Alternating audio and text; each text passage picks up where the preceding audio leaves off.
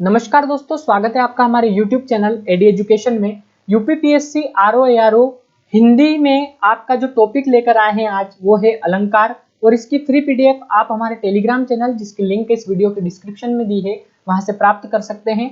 इस क्लास में अत्यंत महत्वपूर्ण प्रश्नों का संग्रह हमने किया है और एक ही बार में आज जो क्लास होने वाली है इसमें अलंकार का झंझट आपका समाप्त होने वाला है। इसके साथ ही मैं आपको बताते हैं कि डेली हमारी ऑनलाइन क्लासेस होती है जिसमें हिंदी सब्जेक्ट हम कवर करते हैं और सारे टॉपिक यहाँ पर कवर कर रहे हैं। अभी एसएससी जीडी की क्लास भी चल रही है जिसमें प्रैक्टिस सेट लगातार लेकर आ रहे हैं हम प्रतिदिन, ठीक है। तो आप हमारे एसएससी जीडी की यदि आप तैयारी कर रहे हैं तो वो प्रैक्टिस सेट लगा सकते हैं। साथ ही यूपीपीएससी आरओ एआरओ हिंदी में जो टॉपिक है आपके, इससे पहले जो टॉपिक हुआ वो समास, तो एक ही क्लास में पूरा समास हमने समझाया आपको और उसके प्रश्न किस प्रकार आते हैं वो भी बताया। और आज की क्लास भी आपकी इंपॉर्टेंट होने वाली है। इसमें लगभग 20 अलंकार, 20 महत्वपूर्ण अलंकार जो कि आपके परीक्षा में हर बार पूछे जाते हैं, उन सब के प्रश्नों के साथ साथ उनका डिटेल एक्सप्लेनेशन हम यहाँ पर आपको बताने वाले हैं। तो एक ही क्लास में आपको सारी चीजें यहाँ पर कवर होने वाली है, तो अंत तक हमारे साथ बने रहिए। और चलते हैं हमारी क्लास में। तो सबसे पहला पॉइंट जो आ जाता है आपका, यानी कि इसको पहला प्रश्न भी हम कह सकते हैं। तो सबसे पहला प्रश्न आपका हो सकता है कि अलंकार का शाब्दिक अर्थ क्या होता है। तो अलंकार के शाब्दिक अर्थ की बात करें तो अलंकार का जो शाब्दिक अर्थ होता है वो होता है आभूषण, ठीक है।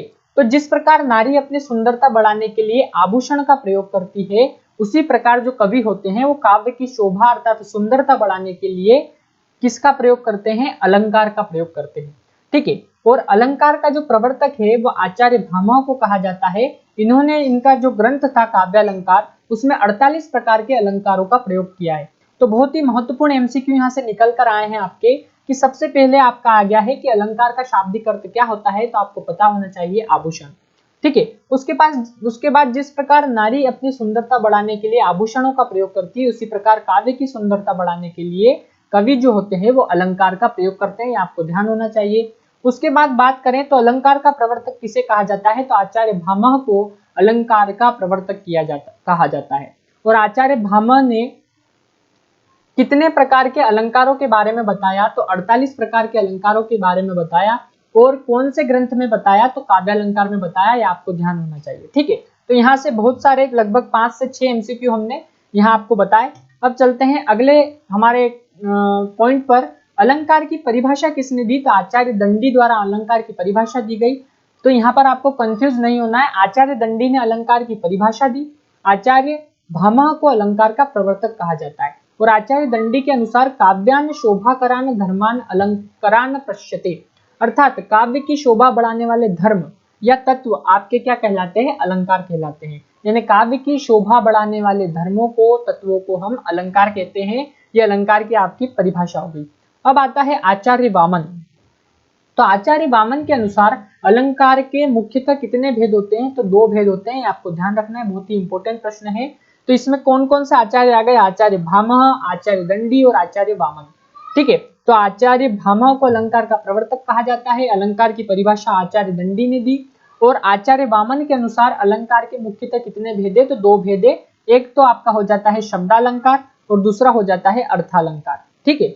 अब अगले पॉइंट पर चलते हैं। तो अगला पॉइंट है आपका अलंकार के भेद। बाद में अग्नि पुराणकार और भोज ने वामन के द्वारा जो दिए गए भेद थे उसमें एक और अलंकार जोड़ दिया। कौन सा जोड़ा, वो है उभयालंकार। तो इस प्रकार अलंकार के कितने भेद हो गए आपके, तो अलंकार के 3 भेद हो गए, एक तो शब्दालंकार, एक अर्थालंकार और एक उभयालंकार। आइए इन तीनों को समझे कि शब्दालंकार किसे कहते हैं। तो सबसे पहले बात आ जाती है शब्दालंकार की। तो जहां काव्य की पंक्तियों में शब्द के कारण चमत्कार उत्पन्न हो उसे हम शब्दालंकार कहते हैं। अब ये इंपॉर्टेंट पॉइंट ये है कि इसमें कौन कौन से अलंकार आते हैं शब्दालंकार के अंतर्गत, ठीक है। तो अनुप्रास अलंकार इसके अंतर्गत आता है, यमक अलंकार इसके अंतर्गत आता है, श्लेष अलंकार इसके अंतर्गत आता है, वक्रोक्ति आता है, विप्सा आता है और पुनरुक्ति आता है। इसी प्रकार अर्थालंकार की यदि हम बात करें तो अर्थालंकार भी आपका इंपॉर्टेंट है, कि जहां काव्य की पंक्तियों में अर्थ के कारण चमत्कार उत्पन्न हो उसे अर्थालंकार कहते हैं। इसमें कौन कौन से अलंकार आते हैं, तो इसके अंतर्गत आपके आते हैं अतिशोक्ति, विभावना, अन्योक्ति, उत्प्रेक्षा, रूपक, उपमा, विशेषोक्ति, संदेह, ब्याज स्तुति, ब्याज निंदा, विरोधाभास, भ्रांतिमान, अपनुति और प्रदीप। ये सारे ही अलंकार आज हम यहाँ पर देखने वाले हैं। तो आपको इस क्लास में अंत तक बने रहना है। साथ ही सेशन आपको अच्छा लगे तो इसको लाइक करना है, शेयर करना है, और यदि आप चैनल पर नए हैं तो इसको सब्सक्राइब भी आपको कर लेना है। ठीक है, अब चलते हैं उभयालंकार किसे कहते हैं। तो जहां शब्द और अर्थ दोनों के कारण चमत्कार उत्पन्न हो उसे उभयालंकार कहते हैं। और उभयालंकार में कौन कौन से अलंकार आते हैं, तो संकर अलंकार और संसृष्टि अलंकार। ठीक है, तो शब्द के कारण चमत्कार उत्पन्न हुआ शब्दालंकार, अर्थ के कारण चमत्कार उत्पन्न हुआ अर्थालंकार, और शब्द और अर्थ दोनों के कारण चमत्कार उत्पन्न हो वहां उभयालंकार होता है। ये हमने यहाँ पर देख लिया है। अब हम करने वाले हैं प्रमुख अलंकारों का परिचय। ठीक है, प्रमुख अलंकारों का परिचय यहाँ देखने वाले हैं। तो सबसे पहले आपका जो आ जाता है वो आ जाता है अनुप्रास अलंकार। ठीक है, तो ये परिभाषा आपने पहले भी पढ़ी होगी और आज फिर से यहाँ पर पढ़ने वाले हैं कि अनुप्रास अलंकार किसे कहते हैं। तो सबसे पहले अनुप्रास अलंकार की परिभाषा देखते हैं। तो काव्य की पंक्तियों में वर्णों की आवृत्ति, यहाँ पर आपको ध्यान रखना है, काव्य की पंक्तियों में वर्णों की आवृत्ति बार बार हो वहां अनुप्रास अलंकार होता है। इसका एक सरल उदाहरण हम आपको बताएं तो रघुपति राघव राजा राम, इसमें जो र वर्ण है उसकी आवृत्ति बार बार हो रही है। इसी प्रकार इसका एक और उदाहरण देखें तो चारु चंद्र की चंचल किरणें, जिस प्रकार आपको स्क्रीन पर दिखाई दे रहा होगा, इसमें च वर्ण की आवृत्ति आपकी बार बार हो रही है। अर्थात यहाँ पर कौन सा अलंकार है आपका, तो यहाँ पर अनुप्रास अलंकार है।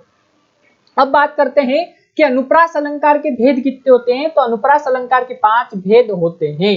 कौन कौन से होते हैं, तो छेकानुप्रास, वृत्त्यानुप्रास, श्रुत्यानुप्रास, लाटानुप्रास और अंत्यानुप्रास। अब इनकी परिभाषा हम देखें 6 भेदों की। तो 6 भेदों की परिभाषा में सबसे पहले देखेंगे छेकानुप्रास। तो छेकानुप्रास किसे कहते हैं, तो पंक्तियों में एक वर्ण की आवृत्ति लगातार 2 बार हो। एक वर्ण की आवृत्ति लगातार 2 बार हो पंक्ति में, वहां छेकानुप्रास होता है। इसका उदाहरण यदि हम देखें तो प्रिया प्राणसुत सर्वस मारे।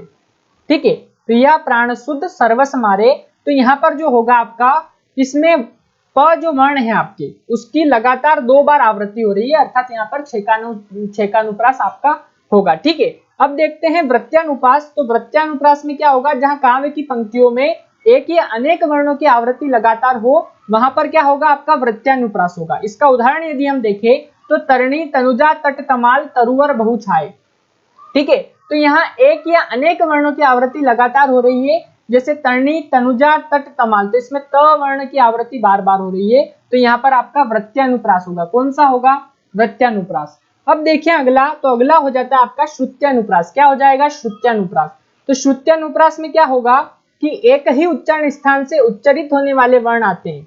अब उच्चारण स्थान आपने वर्णमाला में पढ़े होंगे, तो इसका उदाहरण देखें तो दीनबंधु दीनानाथ दयाल। ठीक है, दीनबंधु दीनानाथ दयाल, तो यहाँ पर उच्चारण स्थान क्या है, इसका दंत है। उच्चारण स्थान क्या हो जाएगा, इसका दंत, यानी दांत से दीनबंधु दीनानाथ दयाल, जब इसको पंक्ति का उच्चारण करेंगे तो दंत इसका उच्चारण स्थान होगा। तो एक ही उच्चारण स्थान से उच्चरित होने वाले वर्ण आते हैं, उसे श्रुत्यानुप्रास अलंकार कहते हैं। इसी प्रकार लाटानुप्रास किसे कहते हैं, तो जब शब्द एवं अर्थ की आवृत्ति बार बार हो, जैसे रोको मत जाने दो, तो रोको और मत जाने दो, इनका अर्थ एक ही हो रहा है, तो यहाँ पर आवृत्ति शब्द या अर्थ की बार बार हो रही है, तो वह लाटानुप्रास होगा। और अंत्यानुप्रास किसे कहेंगे, तो छंद की पंक्तियों के अंत में वर्णों की आवृत्ति समान होना। जो छंद का पंक्तियों के अंत में वर्णों की आवृत्ति समान होना, जैसे 3-4 फूल है घास के दुकुल है, तो यहाँ पर आपके जो वर्ण की आवृत्ति है वो बार बार हो रही है। जैसे यहाँ पर देखेंगे तो फूल है, तो ल है, और यहाँ पर भी ल है, तो वर्णों की आवृत्ति समान होना वहां आपका हो जाता है अंत्यानुप्रास। अब अगला देखते हैं यहाँ पर यमक अलंकार किसे कहते हैं। तो यमक अलंकार आपका हम यहाँ पर देखने वाले हैं। इससे पहले हमने देखा अनुप्रास अलंकार। तो पहला जो अलंकार देखा वो है अनुप्रास अलंकार, और उसके 5 भेद हमने आपको बताए।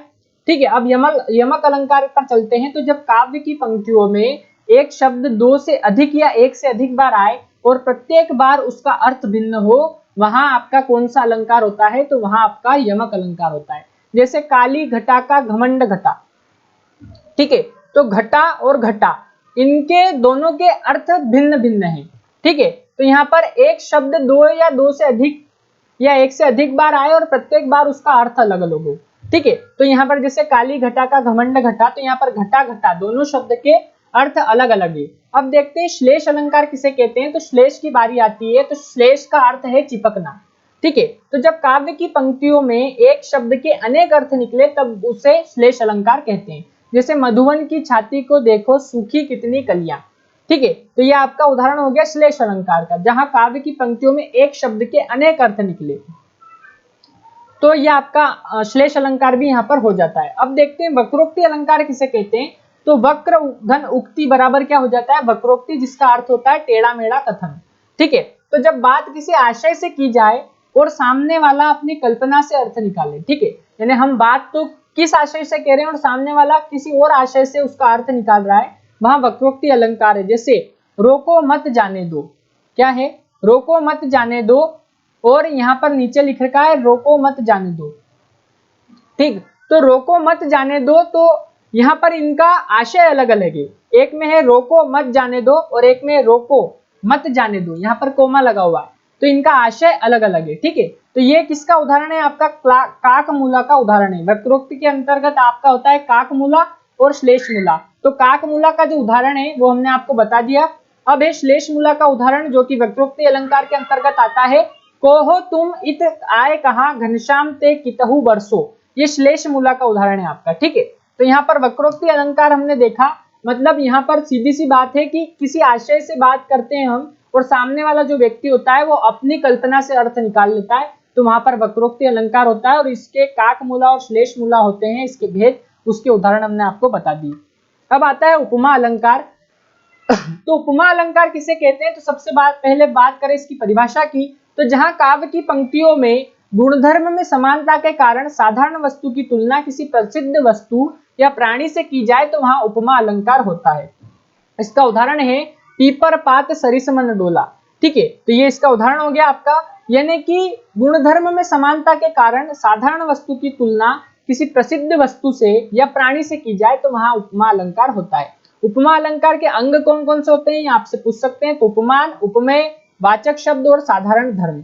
ठीक है, अब उपमान किसे कहते हैं, तो जिससे तुलना की जाए उसे उपमान कहते हैं। उपमेय किसे कहते हैं, तो जिसकी तुलना की जाए उसे उपमेय कहते हैं। वाचक शब्द किसे कहते हैं, तो सा, सी, से, सम, समान, सरिस, तुल्य, सरीखा, नाई, ये सब वाचक शब्द है। और साधारण धर्म कौन से हैं, तो उपमेय तथा उपमान में जो गुण समान होता है उसे हम कहते हैं साधारण धर्म। इसका उदाहरण देखें तो मोहन का मुख चंद्र सा सुंदर।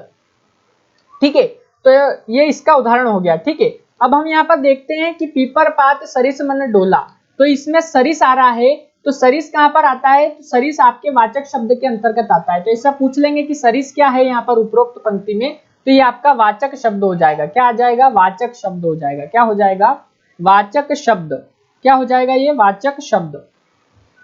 ठीक है, तो इस प्रकार आपसे प्रश्न पूछ सकते हैं। अब देखते हैं उपमा अलंकार के तीन भेद, एक तो मालोपमा, लुप्तोपमा और पूर्णोपमा।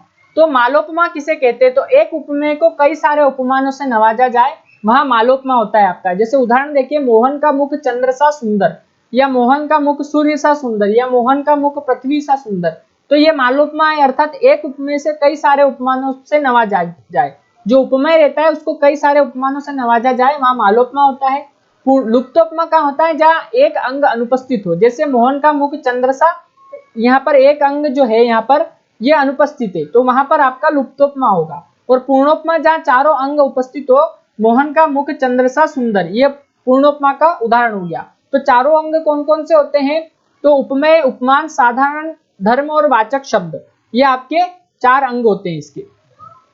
अब देखते हैं अगला, रूपक अलंकार किसे कहते हैं, तो जहां उपमेय में उपमान का आरोप कर दिया जाता है वहां रूपक अलंकार होता है। जैसे मैया में तो चंद्र खिलौना लेहूं, इसके अन्य उदाहरण भी हो सकते हैं। तो यहाँ पर रूपक अलंकार में उपमेय जो होता है उसमें उपमान का आरोप कर दिया जाता है, उसे रूपक अलंकार हम कहेंगे। और उत्प्रेक्षा को कहें तो उत्प्रेक्षा जहां उपमेय में ही उपमान की कल्पना अथवा संभावना व्यक्त की जाए वहां उत्प्रेक्षा अलंकार होता है। इसकी पहचान आपको देख लेना है, मानो, मनहु, मनु, जानो, जनहु, जनु, ये सब उत्प्रेक्षा अलंकार की पहचान होती है। जैसे हरिमुख मानो मधुर मयंक, तो यहाँ पर मानो आ रहा है तो ये आपको लगा लेना है उत्प्रेक्षा अलंकार, ये इसकी पहचान है। ठीक है, अब है अपनुति अलंकार। तो जहां काव्य की पंक्तियों में सत्य बात का निषेध कर मिथ्या बात का आरोप कर दिया जाता है, यानी जो सत्य होता है उसको तो यहाँ पर निषेध कर देते हैं, लेकिन मिथ्या यानी झूठ का आरोप कर दिया जाता है, वहां अपनुति अलंकार होता है। इसका उदाहरण देखें तो यह सांप नहीं रस्सी है, सत्य बात का यहाँ पर निषेध करके जो झूठ बातें रस्सी उसका आरोप कर दिया यहाँ पर, तो यह सांप नहीं रस्सी है, ये इसका उदाहरण हो जाएगा।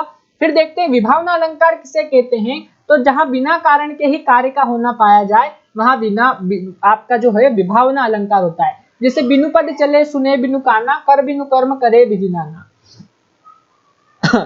तो यहाँ पर आपका कारण के बिना ही, जहां बिना कारण के ही कार्य का होना पाया जाता है वहां विभावना अलंकार होता है, इसका उदाहरण हमने आपको बताया यहाँ पर। अब देखते हैं विशेषोक्ति अलंकार किसे कहते हैं, तो विशेषोक्ति अलंकार की यदि बात करें तो जहां कारण के होते हुए भी कार्य का ना होना पाया जाता है वहां आपका विशेषोक्ति अलंकार होता है। यानी यहाँ पर कारण नहीं है फिर भी कार्य का होना, यहाँ पर कारण के होते हुए भी कार्य का ना होना पाया जाता है, तो कारण तो है लेकिन कार्य नहीं हो रहा है, तो वहां पर आपका विशेषोक्ति अलंकार होगा। जैसे दो दो मेघ बरसते फिर भी मैं प्यासी की प्यासी, मेघ अर्थात बादल, तो दो दो बादल बरसे फिर भी मैं प्यासी की प्यासी, तो कारण के होते हुए भी यहाँ पर कार्य नहीं हुआ है, तो यहाँ आपका विशेषोक्ति अलंकार होगा। इसी प्रकार प्रतीप अलंकार को देखें तो जहां उपमेय को उपमान से श्रेष्ठ बताया जाता है वहां प्रतीप अलंकार होता है। जैसे चंद्र सोहन के मुख सा सुंदर, चंद्र सोहन के मुख सा सुंदर, यानी उपमेय को उपमान से श्रेष्ठ बताया यहाँ पर, तो वहां प्रतीप अलंकार आपका होगा। अब देखें संदेह अलंकार को, इससे पहले हम आपको बताएं कि इनके आप जब उदाहरण लगाएंगे तो आपको समझ में आते जाएंगे। जब आप इसकी पीडीएफ लेके इनके उदाहरण लगाएंगे तो आपको परिभाषा देखना है, इनकी पहचान देखना है और वो उदाहरण लगाते जाना है। अन्य उदाहरण भी इनके कई होते हैं तो वो लगाते जाएंगे तो आपको सारे अलंकार समझ में आएंगे। इसी प्रकार संदेह अलंकार को देखें तो संदेह से स्पष्ट है आपको कि जहां किसी वस्तु को देखकर संशय बना रहे, निश्चय ना हो पाए, वहां संदेह अलंकार होता है। जैसे सारी बीच नारी है कि नारी बीच सारी है, ये इसका उदाहरण होगा। यह लक्ष्मी थी या दुर्गा थी या वीरता का अवतार, तो यहाँ पर संशय बना हुआ है, निश्चय नहीं हो पा रहा है, तो यहाँ पर कौन सा अलंकार होगा आपका संदेह अलंकार होगा। अब देखते हैं भ्रांतिमान अलंकार किसे कहते हैं, तो जब भ्रमवश किसी वस्तु को देखकर किसी अन्य वस्तु का भ्रम हो जाए तो उसे भ्रांतिमान अलंकार देखते हैं। इसका उदाहरण देखिए तो नाक का मोती अधर की क्रांति से, बीज दाड़िम का समझकर उसे भ्रांति से देखकर सहसा हुआ शुक मौन, सोचता यहाँ अन्य शुक कौन। तो शुक अर्थात यहाँ पर तोते की बात कही गई है, ठीक है, और दाड़िम अर्थात यहाँ पर क्या हो गया आपका अनार हो गया, ठीक है। तो भ्रांतिमान में भ्रांति होती है, भ्रम होता है कि यह उसके समान ही कोई अन्य वस्तु है, तो भ्रमवश किसी वस्तु को देखकर किसी अन्य वस्तु का भ्रम हो जाए तो उसे भ्रांतिमान कहेंगे। तो इन दोनों अलंकारों को जो आपका शब्द दिया है भ्रांतिमान, तो भ्रांतिमान भ्रांति से स्पष्ट हो रहा है और संदेह संदेह अलंकार से स्पष्ट हो रहा है यहाँ पर। अब देखते हैं अन्योक्ति अलंकार किसे कहते हैं, तो अन्योक्ति जहां किसी बात को प्रत्यक्ष रूप से ना कहकर, यानी जो प्रत्यक्ष रूप से हम बात कहते हैं वो ना कहकर अप्रत्यक्ष रूप से कहा जाए, अर्थात किसी बात को सीधे न कहकर अन्य माध्यम से समझाया जाए, वहां अन्योक्ति अलंकार होता है। इसका उदाहरण है नहीं पराग नहीं मधुर मधु, नहीं विकास ई काल, अली कली ही सो बंदियो, आगे कौन हवाल। ये इसका उदाहरण है, बहुत ही इंपॉर्टेंट उदाहरण है और हर बार परीक्षा में पूछा जाता है ये। तो इस प्रकार आपका अन्योक्ति अलंकार होता है। फिर बात करते हैं अतिशोक्ति, तो अतिशोक्ति में जहां किसी वस्तु प्राणी घटना का वर्णन बढ़ा चढ़ाकर कर दिया जाता है वहां अतिशोक्ति अलंकार होता है। जैसे पड़ी अचानक नदी अपार, घोड़ा कैसे उतरे पार, राणा ने सोचा इस पार, तब तक चेतक था उस पार। तो ये आपका अतिशोक्ति यानी बढ़ा चढ़ाकर यहाँ पर घटना का, वस्तु का, प्राणी का वर्णन किया गया है, तो यहाँ पर अतिशोक्ति अलंकार होगा आपका। इसका एक और उदाहरण है हनुमान की पूंछ में लगन पाई आंख, लंका सारी जल गई, गए निशाचर भाग, तो ये भी इसका उदाहरण होगा आपका। और यहाँ पर 16वां जो आपका अलंकार है वो अत्युक्ति अलंकार है, जहां किसी बात का वर्णन इतना बड़ा चढ़ाकर कर दिया जाए कि असंभव अर्थात झूठा लगने लगे। इसका उदाहरण बहुत ही इंपॉर्टेंट है, लखन संकोप वचन जब बोले, डगमगा ही मही दिग्गज डोले। तो ये यहाँ पर लखन अर्थात लक्ष्मण जी की बात हो रही है यहाँ पर इस उदाहरण में। तो यहाँ पर किसी बात का वर्णन इतना बड़ा चढ़ाकर किया गया है कि असंभव अर्थात झूठा लगने लग गया है, वहां पर अत्युक्ति अलंकार होता है आपका। अगला है विरोधाभास अलंकार किसे कहते हैं, तो विरोधाभास जहां वास्तविक विरोध न होकर विरोध का आभास मात्र हो वहां विरोधाभास अलंकार होता है। जैसे सुलगी अनुराग की आग वहां, जल से भरपूर तड़ाक जहां, ठीक है। तो यह आपके विरोधाभास अर्थात जहां वास्तविक विरोध न होकर विरोध का आभास मात्र होता है वहां विरोधाभास अलंकार होता है। इसी प्रकार ब्याज स्तुति और ब्याज निंदा को देखेंगे तो जहां देखने तथा सुनने में तो निंदा हो परंतु वास्तव में वहां प्रशंसा हो, यानी निंदा अर्थात बुराई, तो देखने और सुनने में हमको बुराई लगे लेकिन वास्तव में वहां प्रशंसा होती है तो वहां ब्याज स्तुति अलंकार होता है। ये आपको ध्यान रखना है। जैसे गंगा क्यों टेढ़ी चलती हो, दुष्टों को भी शिव कर देती हो। ठीक है, शिव अर्थात पाप मुक्त कर देती हो, ऐसा हो जाएगा। और ब्याज निंदा किसे कहते हैं, तो जहां देखने तथा सुनने में तो प्रशंसा हो किंतु वास्तव में वहां निंदा हो। जैसे राम साधु तुम राम साधु सुजाना, राम मातु भली में पहचाना, यह आपके ब्याज निंदा के उदाहरण हो गए। अब देखते हैं आखिरी हमारा जो अलंकार है मानवीकरण अलंकार। और ये जो अलंकार बताए हैं 20 महत्वपूर्ण अलंकार है और एक ही क्लास में आपके लिए लेकर आए हैं और इनके उदाहरण भी हमने आपको बताए हैं। तो बहुत ही इंपॉर्टेंट अलंकार है और ये अलंकार हमेशा किसी न किसी परीक्षा में कोई न कोई अलंकार पूछा जाता है।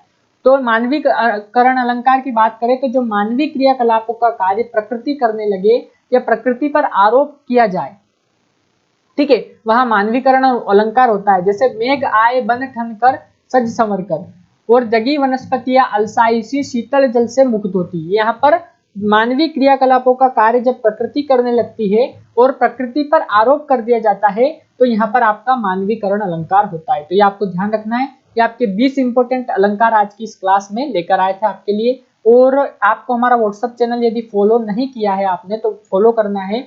और यहाँ पर आपको गवर्नमेंट जॉब से रिलेटेड इंफॉर्मेशन सीधे प्राप्त होगी।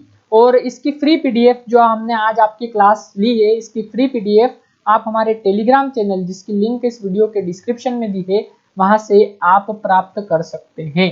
ठीक है, तो आपके लिए ऐसी क्लास लेकर आ रहे हैं यहाँ पर हम, जो इसमें एक ही क्लास में पूरा टॉपिक हम कवर कर रहे हैं। इससे पहले समास टॉपिक कवर किया और आज अलंकार किया। इसके आप एग्जाम्पल लगाइएगा और इसके एमसीक्यू भी हम आपके लिए जल्द ही लेकर आएंगे। और एसएससी जीडी में प्रैक्टिस सेट आपके लिए लेकर आ रहे हैं। तो यदि आप एसएससी जीडी की तैयारी कर रहे हैं तो प्रैक्टिस सेट अवश्य देखिए, बहुत ही इंपॉर्टेंट प्रैक्टिस सेट है।